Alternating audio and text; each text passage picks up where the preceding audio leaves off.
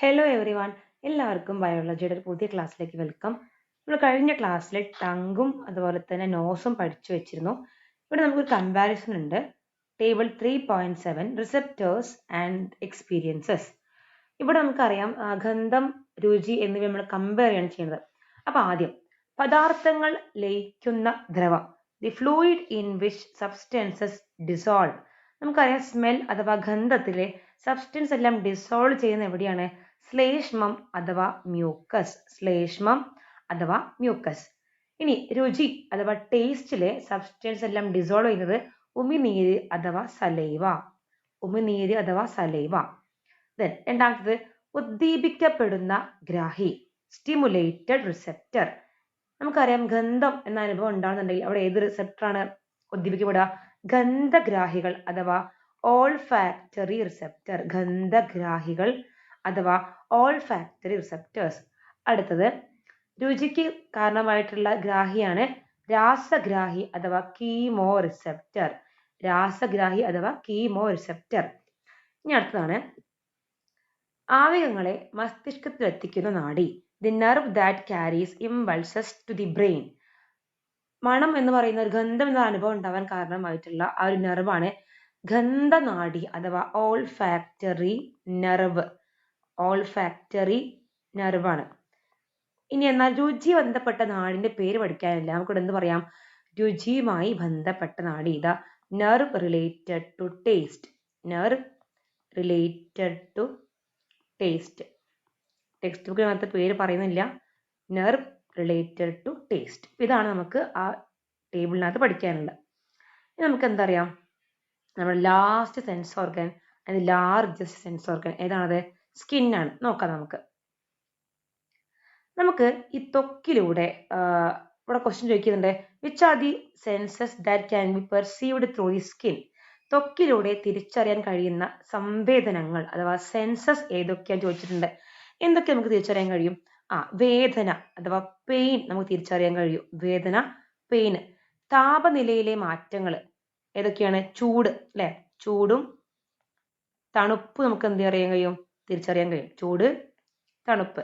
അടുത്ത് വസ്തുക്കളുടെ ആകൃതി, അളവ്, ഘടന. അല്ല, ഇപ്പൊ ഒരു വസ്തു നമ്മളങ്ങനെ ടച്ച് ചെയ്യുമ്പോൾ അതിന്റെ ആകൃതി നമുക്ക് മനസ്സിലാക്കാൻ പറ്റും. വസ്തുക്കളുടെ ആകൃതി, അളവ്, ഘടന. ഇതിനെ സ്പർശം, ടച്ച്. സ്കിന്നിട്ടാണ് സ്പർശം, ടച്ച്. രോമങ്ങളുടെ ചലനം, മൂവ്മെന്റ് ഓഫ് ദി ഹെയർസ്. രോമങ്ങളുടെ ചലനം, ഒരു മൂവ്മെന്റ് ഓഫ് ദി ഹെയർസ്. അടുത്തത് കമ്പനം, അതുപോലെ തന്നെ ഉയർന്ന ആവൃത്തിയിലുള്ള സ്പർശം. ഇതൊക്കെ നമുക്ക് എന്ത് ചെയ്യാൻ കഴിയും? തിരിച്ചറിയാൻ കഴിയുന്നുണ്ട്. അപ്പൊ ഇതെല്ലാം ഇവിടെ കൊടുത്തിട്ടുണ്ട്. നോക്കൂ, പെയിൻ, ടെമ്പറേച്ചർ ഫ്ലക്ച്വേഷൻസ്, അതായത് വേദന, അതുപോലെ തന്നെ താപനിലയിലെ മാറ്റങ്ങൾ. അടുത്ത് shape, quantity and structure of the object, അല്ലെ? വസ്തുക്കളുടെ ആകൃതി, അളവ്, ഘടന എന്നിവ തിരിച്ചറിയാൻ കഴിയും. അടുത്തത് ഇന്റൻസ് ടച്ച്, പ്രഷർ, ഈറ്റ്, അല്ലെ? അതായത് ഭയങ്കര ഇന്റൻസ് ആയിട്ടുള്ള, തീവ്രമായിട്ടുള്ള ടച്ചും പ്രഷറും ഹീറ്റും തിരിച്ചറിയാൻ കഴിയും. Helps to find out the movement of the hair. രോമങ്ങളുടെ ചലനം. Vibration, touch with high frequency, അല്ലെ? വൈബ്രേഷൻ, കമ്പനം, ഉയർന്ന ആവൃത്തിയിലുള്ള സ്പർശം. ഇതെല്ലാം തിരിച്ചറിയാൻ കഴിയും. അടുത്ത touch, pressure and movement of the hair. സ്പർശം, മർദ്ദം, രോമങ്ങളുടെ ചലനം. കോൾഡ് ആൻഡ് ടച്ച്, തണുപ്പും അതുപോലെ തന്നെ ചൂടും. ഇതെല്ലാം തിരിച്ചറിയാൻ കഴിയുന്നതാണ് നമ്മുടെ സ്കിന്നിന്റെ റിസെപ്റ്റേഴ്സ് അവിടെ കാണിച്ചിട്ടുള്ളത്. അപ്പൊ ഒരു 7ഓളം തരത്തിലുള്ള റിസെപ്റ്റേഴ്സിന്റെ പേര് നമുക്ക് എന്ത് ചെയ്യാനുണ്ട്? പഠിക്കാനുണ്ട്. ഇവിടെ നേരത്തെ നമ്മൾ കണ്ടിട്ടുള്ള ഓരോ തരത്തിലുള്ള ആ റിസെപ്റ്റേഴ്സിന്റെ പേരും കൊടുത്തിട്ടുണ്ട്. ആദ്യം ഇൻഡിപെൻഡന്റ് നെർവ് എൻഡിങ്സ്. നോക്കുക, പ്രഷർ, ടെമ്പറേച്ചർ ഫ്ലക്ച്വേഷൻസ്. ഈ ഒന്നാണ്. ഇവിടെ ഈ നമ്പർ നോക്കണം നിങ്ങൾ. ഇവിടെ 1 ഇട്ട് കാണിക്കുന്നത് ഈ ഒരു നെർവിന്റെ റിസെപ്റ്ററിന്റെ പേരാണ്. നോക്കൂ നിങ്ങൾ, ഇവിടെ ആ റിസെപ്റ്ററിന്റെ പേരാണ് ഇൻഡിപെൻഡന്റ് നെർവ് എൻഡിങ്സ്. സ്വതന്ത്രമായിട്ടുള്ള നാഡിയുടെ ഒരു എൻഡിങ്സ് ആണ് കാണിച്ചിട്ടുള്ളത്. അത് എന്ത് ചെയ്ത് ഫംഗ്ഷൻ എന്താണ്? ടെമ്പറേച്ചർ, ഫ്ലക്ച്വേഷൻസ്, പെയിൻ എന്നിവ തിരിച്ചാൽ സഹായിക്കുന്നുണ്ട്. അടുത്ത മെർക്കൽ ഡിസ്ക് എന്ന് സഹായിക്കുന്നു?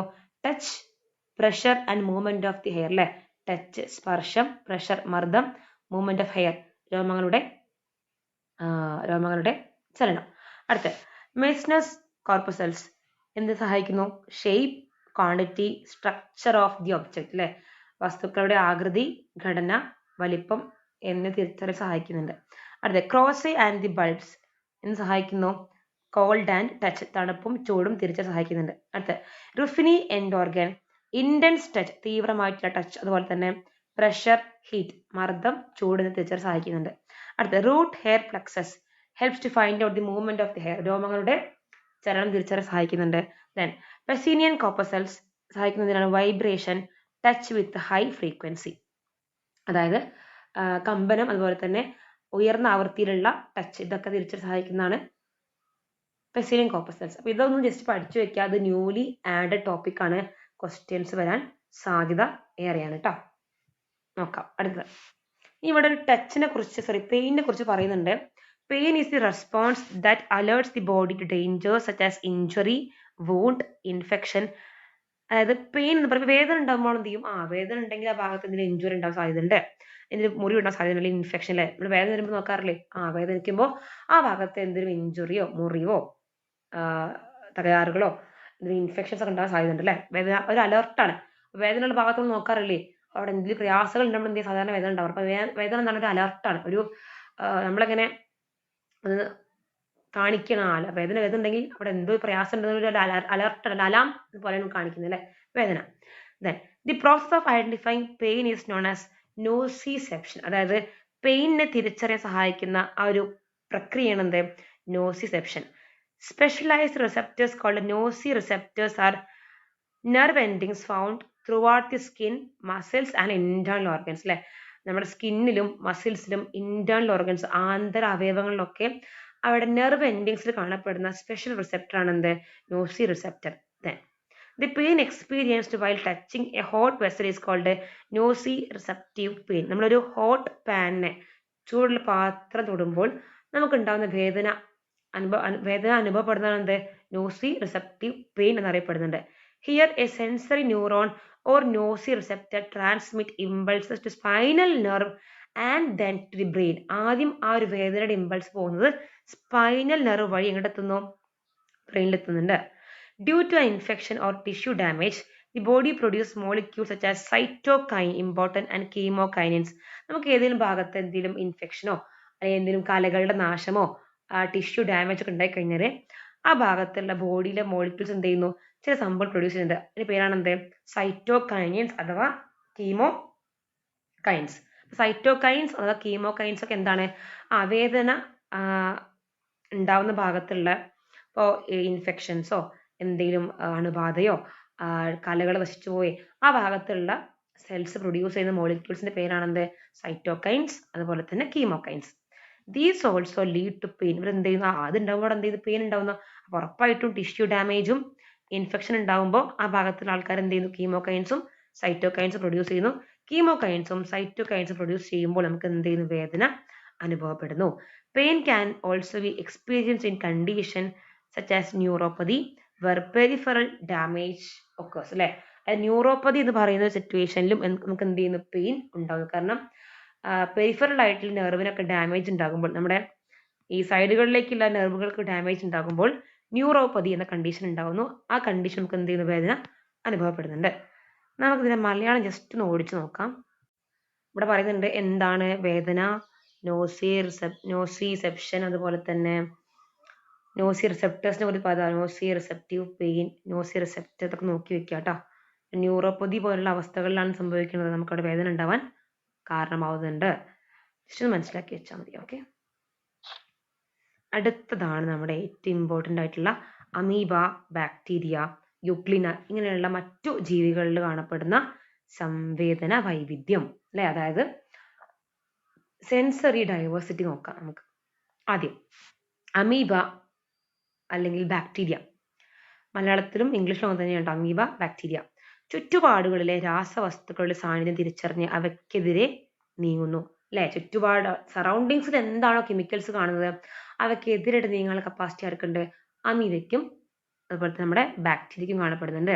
അടുത്ത് യുഗ്ലിന, മറ്റൊരു യൂണിസെല്ലുലാർ ഓർഗാനിസമാണ് യുഗ്ലിന. പ്രകാശം തിരിച്ചറിയാനും അതിനെ നേർക്ക് നീങ്ങാനും ഐ സ്പോട്ട് എന്ന സിഗ്മ എന്ന് പറയുന്ന ഒരു ഭാഗം സഹായിക്കുന്നത്. ഇത് ഇമ്പോർട്ടൻ്റ് ആണ്. അതായത്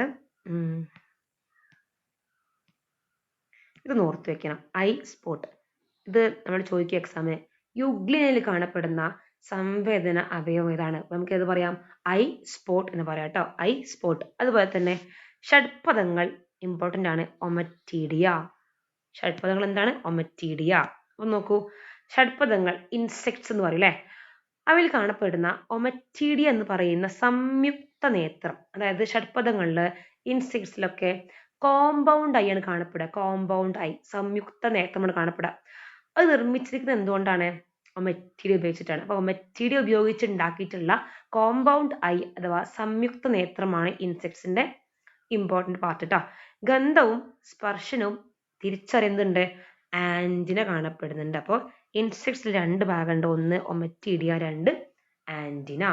ഒമറ്റീഡിയ സംയുക്ത നേത്രമാണെങ്കിൽ, കോമ്പൗണ്ട് ഐ ആണെങ്കിൽ, ഇവിടെ ആന്റിന സഹായിക്കുന്ന എന്തിനാണ്? ആ ഗന്ധം അതുപോലെ തന്നെ സ്പർശം, സ്മെല്ലും ടച്ചും തിരിച്ചറിയാൻ സഹായിക്കുന്നതാണ് ആന്റിന. അടുത്ത ഭാഗമാണ് വവ്വാൽ. നോക്കാം, വവ്വാൽ. ചെവികളും പ്രത്യേക തരത്തിലുള്ള ഇക്കോലൊക്കേഷൻ അവയവമുണ്ട്. നിങ്ങൾ ഫിസിക്സിൽ പഠിച്ചിട്ടുണ്ടാവും ഇക്കോലൊക്കേഷൻ അല്ലെ. വവ്വാലിനെ ഈ ഇര പിടിക്കാൻ സഹായിക്കുന്നത് ഇക്കോലൊക്കേഷൻ എന്ന് പറയുന്ന ഒരു പ്രത്യേകതയാണ്. അപ്പോൾ ചെവികളും അതുപോലെ തന്നെ പ്രത്യേക തരത്തിലുള്ള ഇക്കോലൊക്കേഷൻ അവയവം ആർക്കുണ്ട്? വവ്വാലിനുണ്ട്. ഇത് എന്ത് ചെയ്യുന്നു? സഞ്ചരിക്കാൻ അതുപോലെ തന്നെ ഇര പിടിക്കാൻ സഹായിക്കുന്നുണ്ട്. ആരെ? വവ്വാലിനെ. ഓക്കെ, അടുത്താണ് പരുന്ത്. ഹോക്ക് എന്നല്ല, ഹോക്സ് അല്ലെ, പരുന്ത്. കാഴ്ചശക്തി കൂടിയ കണ്ണുകളുണ്ട്.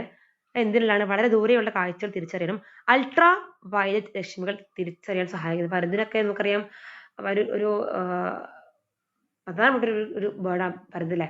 ആ പരുന്തിനൊക്കെ വളരെ ദൂരത്തുള്ള ഒബ്ജക്ട്സിനെ കാണാനും അൾട്രാ വയലറ്റ് രശ്മികളിൽ നിന്നൊക്കെ രക്ഷപ്പെടാൻ സഹായിക്കുന്ന തരത്തിലുള്ള കാഴ്ചശക്തി കൂടിയ കണ്ണുകൾ ആർക്കുണ്ട്? നമ്മുടെ പരുന്തിനുണ്ട് കേട്ടോ. അടുത്താണ്, ഇത് ഇമ്പോർട്ടന്റ് ആണ്. അടുത്ത് പാമ്പിൽ കാണുന്നതാണ്. പാമ്പിൽ കാണുന്ന അവയവമാണ് ജേക്കബ് സൺസ് അവയവം. ഇമ്പോർട്ടന്റ് ആണ്, Jacob sons organ. Jacob sons organ, Jacob sons അവയവം. ഗന്ധം തിരിച്ചറിയുന്നതിന് ജേക്കബ് സൺസ് അവയവം സഹായിക്കുന്നുണ്ട്. ഓക്കെ, ഗന്ധം തിരിച്ച് സഹായിക്കുന്നതാണത് ജേക്കബ് സൺസ് ഓർഗൻ. അതിലാണ് പാമ്പ്, സ്നേക്ക്. നമുക്കറിയാം നായ അല്ലെ.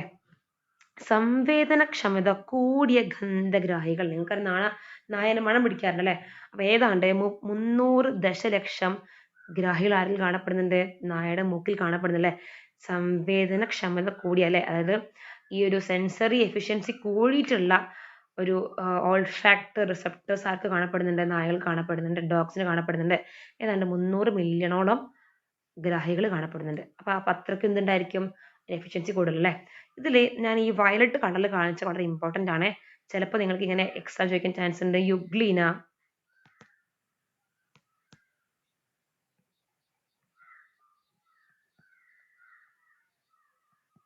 യുഗ്ലീന, ഐ സ്പോട്ട്, അങ്ങനെയാണെങ്കിൽ സ്നേക്ക് എന്ത്, പാമ്പ് എന്ത്, ഡാഷ്. ഇവിടെ എന്ത് പറയും? നമ്മള് ജേക്കബ് സൺസ് ഓർഗൻ എന്ന് പറയും അല്ലേ. അപ്പൊ ഇത്രയുമാണ് നമ്മുടെ ഒരു മെയിൻ ടോപ്പിക്. ഇനി ഇവിടെ ജസ്റ്റ് നോക്കാം. സസ്തനികളിൽ, ആനകളിലാണ് ഗന്ധം തിരിച്ചറിയാനുള്ള കഴിവുകൾ ഏറ്റവും കൂടുതൽ കാണപ്പെടുന്നത്. അപ്പൊ സസ്തനികൾ, മാമൽസിൽ അല്ലെ, പ്രസവിക്കുന്ന മാമൽസിൽ, മാമറി ഗ്ലാൻഡ് ഉള്ള മാമൽസിലെ സസ്തനികളിൽ ഗന്ധം തിരിച്ചറിയാനുള്ള കഴിവുള്ളത് ഏറ്റവും കൂടുതൽ ആർക്കാണ്? ആനയ്ക്കാണ്. ഏകദേശം 2000 അല്ലെ ജീൻസ് കാണപ്പെടുന്നുണ്ട്. മനുഷ്യരിൽ എത്ര മാത്രമേ ഉള്ളൂ? 400 മാത്രമേ ഉള്ളൂ. നമുക്ക് 400 ജീൻസ് ഉള്ളെങ്കിൽ എലഫൻസിന് എത്ര ഉണ്ട്? 2000 ജീൻസ് ഉണ്ട്. ഭക്ഷണത്തിനായി അവ പ്രധാനമായും ആശ്രയിക്കുന്നത് ഗന്ധത്തെയാണ്, കാഴ്ചയല്ല. അപ്പൊ ഗന്ധം എന്ന് പറയുന്ന ഒരു കഴിവ് ഉപയോഗിച്ചാണ് ഭക്ഷണം കണ്ടെത്തുന്നത്. 19 കിലോമീറ്റർ അകലെ നിന്നും പോലും അവയ്ക്ക് ജലത്തിന്റെ സാന്നിധ്യം കണ്ടെത്താൻ കഴിയും അല്ലെ. അപ്പൊ അത്രയ്ക്കും ദൂരത്തുള്ള പോലും എന്ത് പറയും? സെൻസ് ചെയ്യാൻ കഴിയും. തുമ്പിക്കൈ ഉപയോഗിച്ച് നിലത്ത് നിന്ന് കമ്പനം തിരിച്ചറിയണം. അവർക്ക് എന്ത് ചെയ്യും? വൈബ്രേഷൻസ് അല്ലെ, വൈബ്രേഷൻസ്, കമ്പനങ്ങളൊക്കെ തിരിച്ചറിയാൻ തുമ്പിക്കൈ സഹായിക്കുന്നുണ്ട്. ഇൻട്രസ്റ്റിംഗ് ഫാക്ട്സ് ആണ്, ജസ്റ്റ് ഓർത്ത് വെച്ചാൽ മതി കേട്ടോ. നമ്മുടെ വലിയൊരു ചാപ്റ്ററോട് അവസാനിച്ചിട്ടുണ്ട്. ഏകദേശം നമ്മൾ എന്ന് തുടങ്ങിയതാ അല്ലെ. അപ്പൊ നമ്മുടെ ചാപ്റ്റർ അവസാനിച്ചിട്ടുണ്ട്. നന്നായിട്ട് പഠിക്കുക എന്നുള്ളത് ഞങ്ങളുടെ ഉത്തരവാദിത്തം. പേജ് നമ്പർ 71 ആരംഭിച്ചിട്ട് ഈ ചാപ്റ്റർ തീരുന്നത് ഏതാണ്ട് ഒരു 102 പേജ്, 101ാമത്തെ പേജിലൊക്കെയാണ് അല്ലേ. അപ്പൊ നന്നായിട്ട് പഠിക്കുക കേട്ടോ. കുറേ പോയിന്റ്സ് പഠിക്കാനുണ്ട്, ഉള്ളത് പറയാലോ. നന്നായിട്ട് പഠിക്കുക. എക്സാം തലേന്ന് നിന്നിരുന്ന് പഠിച്ചാൽ ഒന്നും ആവാൻ പോകുന്നില്ല. ബയോളജി അപ് ടു ഡേറ്റ് ആയിട്ട് പഠിച്ചു പോയാൽ മാത്രമേ കിട്ടുള്ളൂ കേട്ടോ. ഇത് പെൻഡിങ് ഉള്ളത് ഈ ഒരു വിലയിരുത്താൻ ചോദ്യങ്ങളാണ്. നമുക്ക് എന്ത് ചെയ്യാം? അപ്ലോഡ് ചെയ്യാം. ഓക്കെ, ക്ലാസ് ഒക്കെ ഇഷ്ടപ്പെടുന്നുണ്ടെങ്കിൽ നിങ്ങൾ എന്ത് ചെയ്യണം?